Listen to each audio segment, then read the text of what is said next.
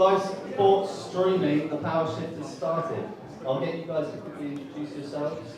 We'll start from Simon on the end. Who are you? Why are you here? I know you already did your quick intro, but keep it short. And also, the icebreaker question. Oh, I thought this was such a good idea when I was writing this. Would you rather have spaghetti for hair for the rest of your life, or sausages for toes for the rest of your life? Spaghetti for hair. Spaghetti for hair or sausages for toes? Who are you? Why are you here? Icebreaker. Starting from Simon. Has the spaghetti got sauce on it? That's a bit drunk. Has it got like bolognese on the top? No, pure spaghetti. So you get to pick the flavour. Spaghetti. Yeah. Is it cooked? Is it cooked? Change it every day? That's a good question, actually. I think cooked. Can you eat the sausages? Do they grow back if you? No, they're raw. I mean, Raw sausage. yeah. I mean, that makes it quite easy. All sides of it. Cumberland, Who raw. am I? Cumberland, right. Previous answer, sausages. Why? That wasn't a question, Keith.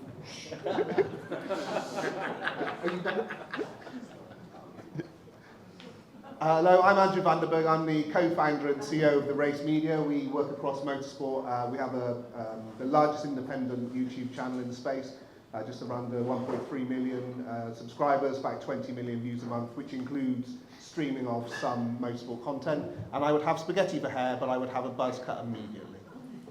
That's a strong answer. Hi, I'm Laurence. I'm the Chief Content and Product Officer at E1 Series. We're the world's first electric powerboat racing championship that you haven't heard of yet. And I would also have spaghetti for hair. Lovely. Thank you, guys. Are there any racing fans in here? Yes. Any E1 fans in here? Has anyone heard of E1 before? Oh yeah. Yes. Prizes. Great, yeah. I love that we've got some content providers in here alongside Synamedia. So thanks for being here, guys. I wanted to start this panel off not by jumping into a topic like latency, like we ended the last panel. No offense, Keith, but you know, it can be a little bit boring.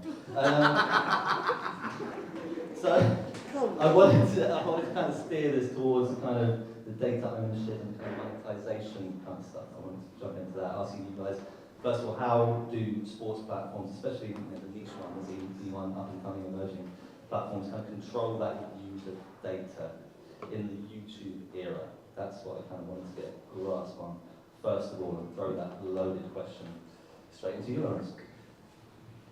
It's a good question. I think it's one of the reasons that people trying to sell streaming services to me use as the reason why I should be buying their streaming service, to control the data. But the truth is, we're so new, we've done 12 races so far, that if I put my content behind any kind of wall, even if it's just a registration wall, I'll have nobody watching. So I'm not at the point yet where I have enough viewers to make the data interesting, and that's why I need to rely on people who have marketing, advertising, or discoverability as part of their offering to broadcast my content.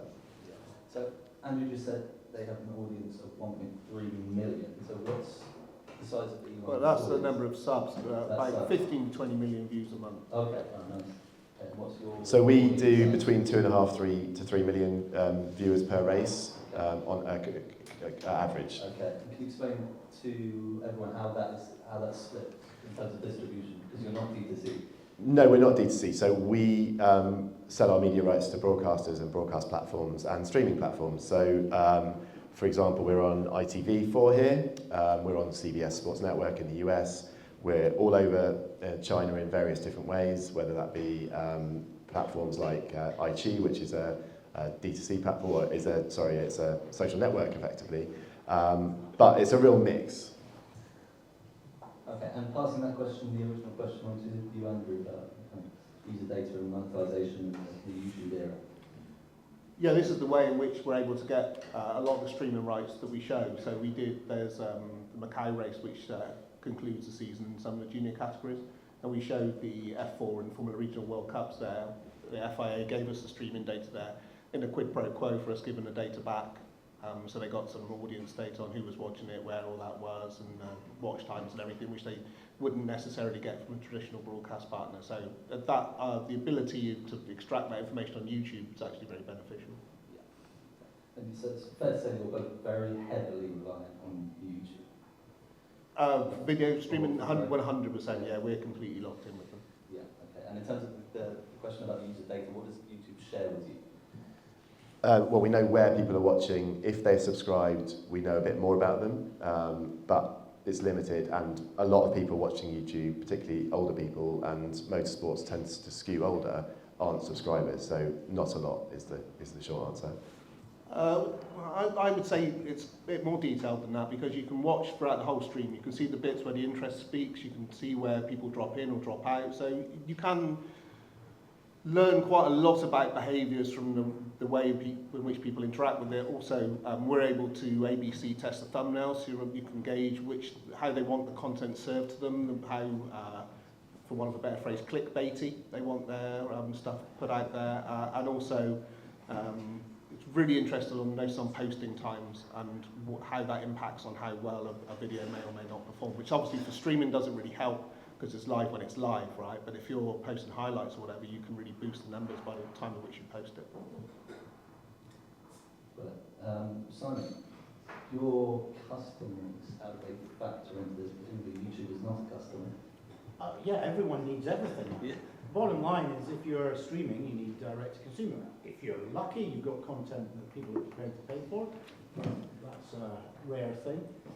But everyone who's going direct to consumer, we will be doing cloud DVR, VOD, live to VOD, live clipping, distribution across TikTok, 916. Everyone needs everything, whether that be because it's an ad revenue, or it's running with our DAI, or it's running through a subscription. You need every platform, everywhere in the world for every bit of the audience. And that's what you have to serve. Yeah. So what sort of scale do customers go direct to consumer? Not everyone can afford private CDN. Luckily, our private CDN is very expensive, but it is extremely high quality, which is why it is relied on CDR to deliver the zone in Telecom Italia and Ryway, and to do what we were discussing earlier, live, concurrent at scale, with immaculate quality. So, thank you, Keith. It's not often you get Keith Chow agreeing with you. Now latency, Keith. But the thing about cloud SaaS or cloud streaming, we literally can do anyone, the tiny small guy who's, doing a few thousand, up to the biggest in the world. So, the model, the elasticity of what we do works for anyone. And it's then up to them to manage their business model. We just give them the tools.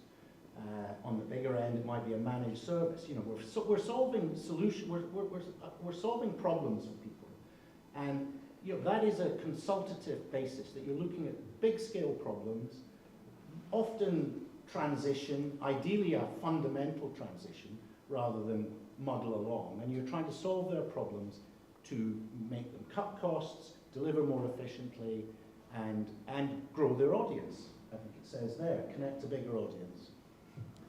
Okay, so that's how Synamedia makes money, by selling extortionate private CDN.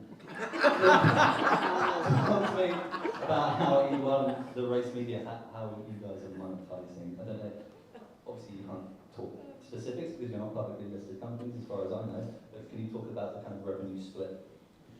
So for E1, the broadcast product is a shop window for the other ways we make money.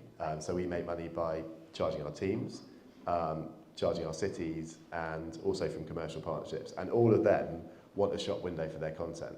So if I started to try and raise loads of money through media rights and put the content behind a paywall, all of those other revenue verticals would suffer.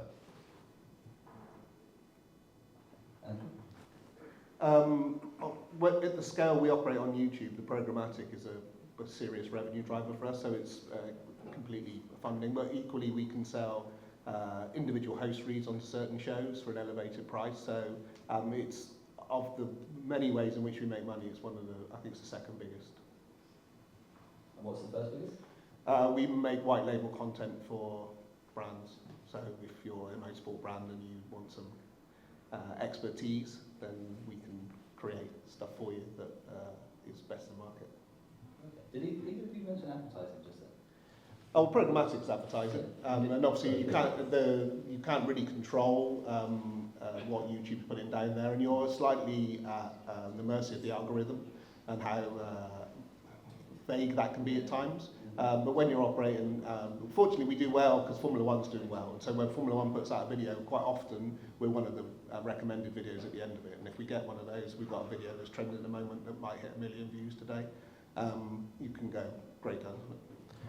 And we're all about brand partnerships. So, for example, Bombay Sapphire are an E1 partner, and so we make our money not through advertising, but for including them in our shows. Okay. So, First of all, on our very expensive CDN, No, they don't have a CDN. CDN still has to compete. A private CDN still has to compete with the public CDN. To some level, you've got to balance the quality and reliability that that audience needs. Italy, heavily regulated market, they're under big pressure to deliver quality. But we also like to manage CDN through our Cortex switch, allowing people to run on any CDN, any territory in the world, giving them enormous power to negotiate with the public CDNs, because they're able to seamlessly move any piece of content, any CDN in any country. That allows them a lot of power, it allows them choice, and it's really important that people get to choose choice easily and cost effectively. So I think we make people save money on CDN, at the same time we protect them with the quality of service. It's very important. CDN, if you're successful, that is your biggest cost, or you hope it's your biggest cost. It was the bill, even in 2003, 2004, I wanted to pay, because if I had a big CDN bill, I had a lot of subscribers. So CDN is a good cost, but no one wants to pay more than they need to. And I'd like to see how Laurence manages his Bombay Sapphire in the Middle East. But anyway. That's an interesting debate, actually. Laurence, who do you use for CDN and encoding? Well, that's the responsibility of our broadcast partners, because we don't have our own streaming platform. So what we do is we either do a deal where we pay a broadcaster to broadcast our content, or we give the content to them for free. And some of those are streaming platforms like DAZN, and some of them are much more traditional broadcasters like ITV. So it's not my problem, is the short answer. I'd just like to say one thing on E1. If anyone hasn't seen it, have a look.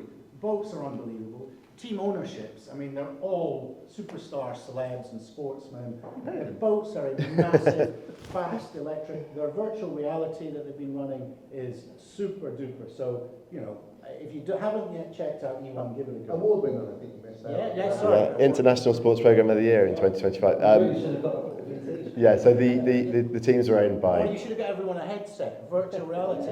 Yeah. Okay, so I haven't experienced this, so talk us through this reality experience. So the virtual reality. Well, let me start with what E1 is for people who don't know. So E1 is electric foiling race boats. We race in some beautiful locations around the world, like Lake Como, in Monaco. We just come back from Miami. And the teams are owned by LeBron James and Tom Brady and Virat Kohli and Will Smith. So some of the biggest global stars of sport and entertainment. It's fun, short races, 10 minutes. We're a gender parity sport, one male, one female pilot. What's that? Battery problem. Shush, Simon. One male, one female pilot, and their contribution to the racing is even. That creates really interesting dynamics because you have the sort of sitcom odd couple situation going on. It's super fun. Do watch it. And that must come with some very unique production challenges. There's a lot of kind of drone shots. Am I right in saying that? Yeah, there are all sorts of content acquisition challenges because all of our racing happens on the water. So we have to create a mesh network across the water to bring back all of the onboard content, whether that be audio or video. 5 onboard camera angles per boat, 1 pan tilt zoom camera. And as Simon said, we also have a class-leading virtual reality and augmented reality product, which is all built on Unreal Engine, which allows us to also have a virtual reality product. Where can we find that? It's on Steam in beta. It'll be on Roblox next year, and we'll be launching the VR headset game next year too. Sounds like Simon's fishing to support you in some way. Yeah, we have had some commercial chats. We always solve a problem. I just wanted to tell one YouTube anecdote. In 2005, we were streaming, I think, about 220 days of live professional cycling. Even very early, if anyone's old enough, you may remember a guy called Yolo Jones, who was a real pioneer using his technology platform. And in 2005, this platform called YouTube came along. And we were like, what? We get to upload clips to this platform called YouTube, free, and they stream it. So we can promote our channel for people to come and buy it. And it's free and they don't do anything. What a bunch of idiots. What happened to them? And now, of course, Netflix has entered and everyone's saying, what a bunch of idiots. Why didn't they work with us? They can't live stream. Yes, mail DVD, who'd have thought, eh? Market cap 450 billion, buying a studio market cap 83 billion, you know, they've done that in 20 years. I'm just going to open this up quickly to the audience before we move on, talking about the kind of E1 production challenges. I know there were some powerboat fans in the audience. If anyone's got some specific questions for Laurence on that, and let yourself know. Otherwise, we'll. Yes, Xavier at the back. Maybe just a question on advertising. You mentioned That's not what I was asking. dealing with brands. Do you bring your own adverts into YouTube, or do you let sort of YouTube choose whatever adverts they have? Currently, YouTube just runs their own ads, but on some of the broadcasters, we barter the programs for commercial time. So our commercial partners get commercial time on the broadcasters in, for example, America and also India. Yeah. Okay. If you guys could change one kind of policy or regulation or rule that's currently maybe hindering the growth of live sports streaming specifically, what would it be? What rule is hindering live sport streaming? I mean, it's not a streaming thing particularly, but if Formula One were slightly less controlling about their highlights packages, we would probably 10x the size of our channel. You know, you don't get 1 second of VNR that comes out of that paddock. It's incredibly challenging trying to create video content using what scraps of B-roll we can pull together from the teams that they create for their sponsors. Do you think that is organically going to change because of the way that people consume media now? I mean, I think it has to, because it's marketing, right? It's not taking a single view away from what people are doing on Sky, but it's taken out there to tens or hundreds of millions of potential new viewers. And some of the new championships that come along, SailGP, which is like a non-electric version of the foiling thing, you know, there's 2.5 minutes that they give there to media to be able to use to make it. NASCAR, and you see the NBA really massively managed to build their product by allowing creators to actually have access to the clips and build that into their show. It's marketing, it's not taken away from the live product. and it's really pertinent to the sort of the conversation here about the power shift, because when BT Sport started about 10 years ago, maybe 12 years ago, they immediately started putting clips of goals on their social media, which Sky had never done. And as we move into a streaming era where we can't take advantage of broadcasters' marketing and advertising, using social channels to promote the content that are on streaming platforms is going to be ever more important. So I do think that Apple may challenge F1 in the next few years about what rights they can use and what highlights are available to people to create, particularly to what we would call creators now, I guess, to sort of repurpose and create interesting content which promotes the core offering. Do you create your own highlight reels? We do, but the dream is we don't, right? The dream is we just serve our content to the world and they create things with it. So we run what we call a creative collaboration theory with all of our partners, whether that be our broadcast partners, our commercial partners, or our teams or our pilots, and we say to them, here's all the content, do what you want with it, obviously within some reason, But do what you want with it, just get it out there.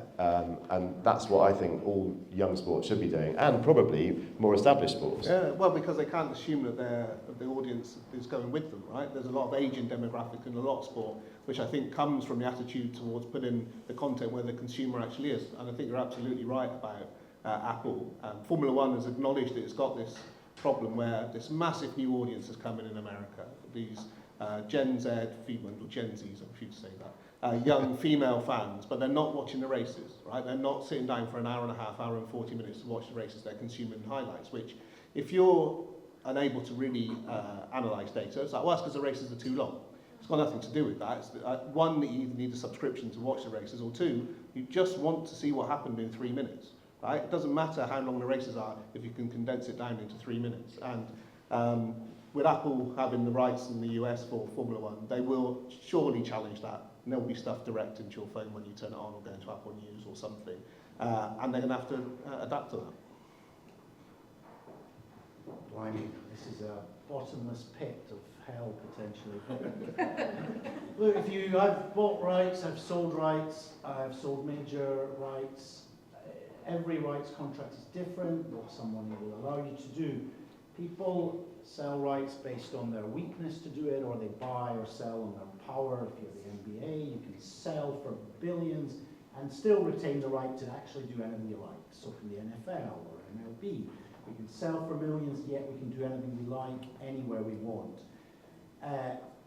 It's a negotiation position, but the bigger thing about all of this consumption and the new audience, and we hear about, I think we've broken some, there's a few old ones here, but we seem to be pretty digital savvy. So the biggest fundamental is for live linear, and the appetite for people to continue to pay vast sums of money for live linear sport when it is so ubiquitously clipped and highlighted across multimedia. In 2016, I sold a set of English cricket rights in a major market, and the clip rights, i.e. the rights to go wicket by wicket, highlight by highlight, sold for more than the live linear rights to the cricket. And that was nearly 10 years ago. So this is just so everyone is covering their bases with distribution everywhere. But the fundamental, and everyone in this room can sit and look at themselves, when was the last time you sat down and watched a football game from minute 1 to minute end when you weren't on your phone, or you didn't look up this, or you missed that, or you missed this? So there's a big fundamental issue for live sport. You look at, if anyone's ever seen Red Zone on the NFL, oh my God, a blur of hear you everywhere. But the biggest rights owner to NFL in America said to me 10 years ago, what do? I'm paying billions for live NFL, and I'm in a barbecue in my back garden, and we're watching Red Zone, clip by clip, highlight, moment by moment. We're not watching what we are showing, the linear broadcast to a game of football. So this is the fundamental problem for sport going ahead. How will our children and our children's children consume? I used to live for Match of the Day, and now I can get shit. Sky Sports has What's it Match flipped of up the and Day? down. I'm even watching football in vertical video, and I hate it. But it's there, it's just so easy and accessible. This is so... Shut up, Scott. We're in the Premier League, all right? In my head, we're still in Division 3. So, yeah, I mean, that's a great segue to ask you, Laurence, how are you, and Andrew, and your customers reaching younger audiences, new audiences? What are you doing? Are you putting content on TikTok? Yes, we absolutely are. And surprisingly, when we started doing TikTok this year, we only really started investing this year in TikTok. I thought that our celebrity team owners were going to be the things that did numbers. TikTok is about authentic content, people's faces, very personal. But actually, the clips that started going viral were drone shots of the boats going around beautiful places, and people were saying things like, "This looks like Star Wars. Is this AI?" And the numbers were great. But what am I doing now to try and find young audience? So to get a new audience for a sport, or to get a new fan for a sport, the data says you have to get them between the age of about 8 and 10 to get a proper fan for a sport. And where are we finding? They're definitely not watching Match of the Day. It's a very late bedtime if they are. They're probably not on TikTok yet. They shouldn't be anyway. Maybe they're watching a bit of YouTube. But my guess is that if we invest in emerging tech and extended reality, we've got a good chance, if we can get a jump ahead of other rights holders who aren't doing that yet, we can start to access some of those young fans with XR content. So that's my gamble. That's what I'm playing with at the moment. Yeah, if you do that Roblox thing, I think that would be inspiring. That is Yeah. where you're going to get that next. My kids would rather have Robux than money for Christmas. We solve a customer's problems. Whatever they want to do, we'll find a way for them to do it. So, Simon, when I've got to get 180 or 360 content out to a virtual reality headset, are you the people to talk to?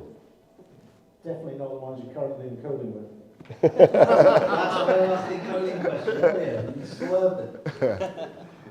Yes. Yeah. Perfect. Okay. So let's look at. I love hearing about customer case studies where things went wrong, right, where things were perfect. But I prefer hearing about where things went really badly. Shit hit the fan. Can you give us an example of where something went really badly this year, or maybe last year? This is the big wrap up 2025, but take it from anywhere, where something went really badly, whether that's from a production point of view, a distribution point of view, or a technology point of view. What have you got? Yeah, I mean, nothing goes wrong in startup sports ever. It's smooth sailing the whole way.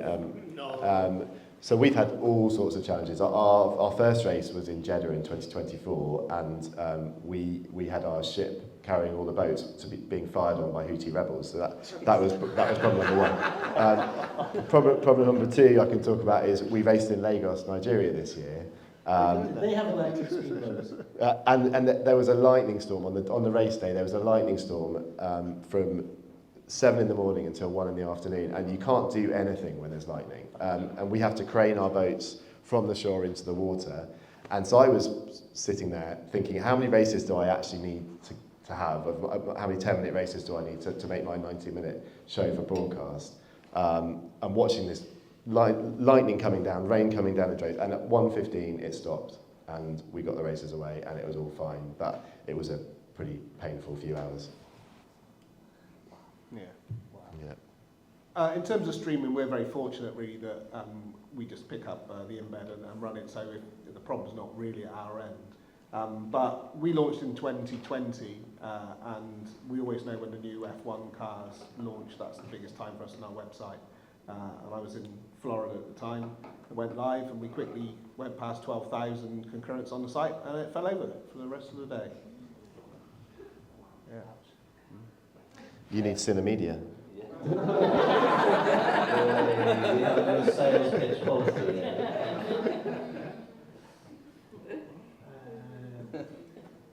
I missed my flight to NAB. Come on, you can anonymise it within an inch of its life. A customer must have really struggled. You swooped into the rescue. Come on, I'm setting you up here. We just run so seamlessly, I can't think of Where's that bullshit? Well, honestly, you know me, Tommy, I'm pretty straight. I'm not going to corporate fluff it. If I could think of anything, I would tell you. But on the whole, I think we have a lot of resiliency, I can assure you of that, so to avoid these problems. Keith's nodding again. Yeah. Keith, do you have a question? He's going to ask about latency. No. We've got 2 minutes. Come on. According to Bet 365, there are approximately 2,500 live sport every day. Yeah. So are you guys to do something to monetize it or help them to make some money off it? Oh, Keith, you've asked the wrong person.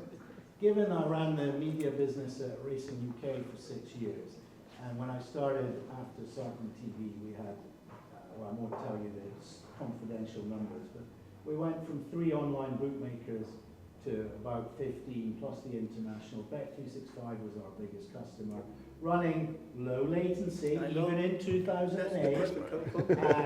ahead of with our service provided by Perform at the time for the betting. And obviously that market has collapsed in a way for the rights owners. There's far too much content. There's far too much content on the bootmaker's side. They're all under the model of what the various organizations were charging has collapsed. IMG Arena was sold, i.e. they gave 300 million to Sportradar to take it off their hands. They'd inflated rights. So the ubiquitous nature of all those thousands of events across bootmakers, that market is gone down. Obviously, it's massive. Everyone is cutting costs. Rumour is Bet365 are going to float. You know, bookmakers are really competitive. Margins are low. So it's for us, it's a red herring business. Streaming for bookies, dominated by 3 big players who are very specialist at it. And it's, I would hope, I think the issues on gambling and what the social issues for young people, I would honestly hope it gets better regulated and we see a decrease and a decline in betting revenues. I mean, for horse racing it's important, but it's this ubiquitous nature of soccer and this and in-running betting and the in-game running, and personally, on a very personal, not at all a corporate, I hope we get action and stiff government action, and the last proposal in the budget to tax them more is not the way to deal with it. So we need real action.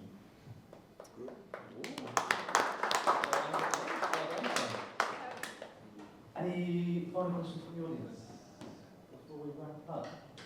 Okay, I think we're done. Cool. Thank you, Laurence, Andrew, Simon.